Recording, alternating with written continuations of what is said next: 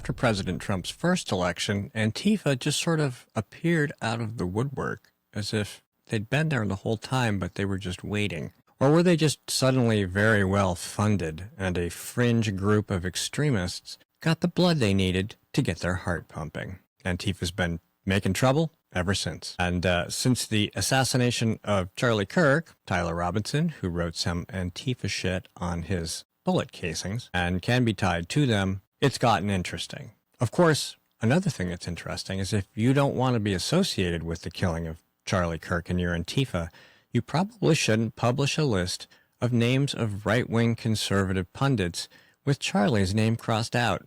They're clearly not happy about anything going on to the right of Lenin, and that's, of course, their historical precedent. That was always their job. Try to get the National Socialists, either through coercion, intimidation, or violence, to become real socialists. The ones just a step to the left of National Socialism.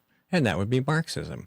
So everybody to the right of Lenin is a right-wing fascist lunatic. And here we are, 2025. And we've got cops coming out and saying, hey, I'm Antifa. That dude got fired. A North Carolina police officer who declared he was Antifa in a post on the social media app Blue Sky was fired on Monday by the Orange County Sheriff's Office, according to the News and Observer. Brian Edwards, 37, served as a detention officer for the agency while making the posts and had been promoted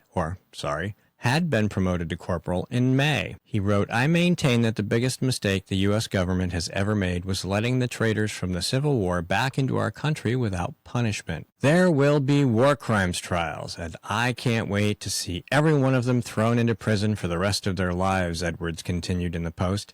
It may even be time to bring back the guillotine.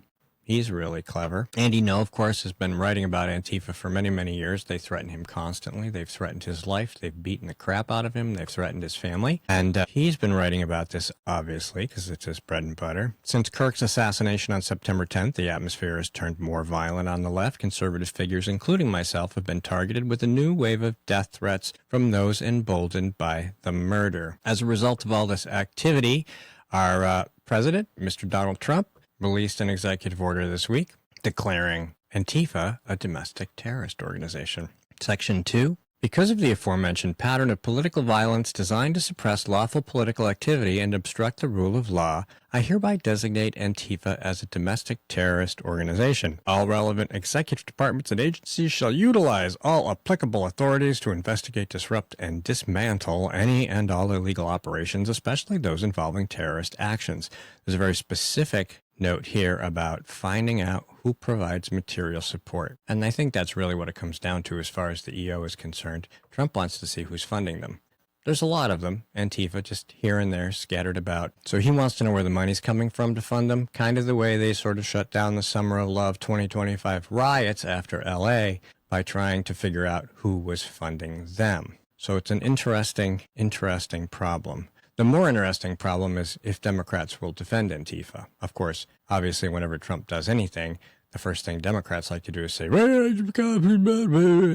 they kind of lose their minds a little bit. We have a history of support for Antifa from the left in New Hampshire. We had a Dartmouth professor who I think wrote a book about it. We've had a number of college professors say some rather unpleasant things about justifying violence or intimidation to suppress speech they object to. That's, of course, a very common theme across the left. And Antifa is just ready and willing to do violence at the drop of a hat. So that's where we are. We should expect some more trouble from them. We'll have to see what exactly it means to have the federal government's agencies digging into Antifa. And here's another thing about the left. Are the Democrats in Democrat states and cities going to help, or are they going to get in the way?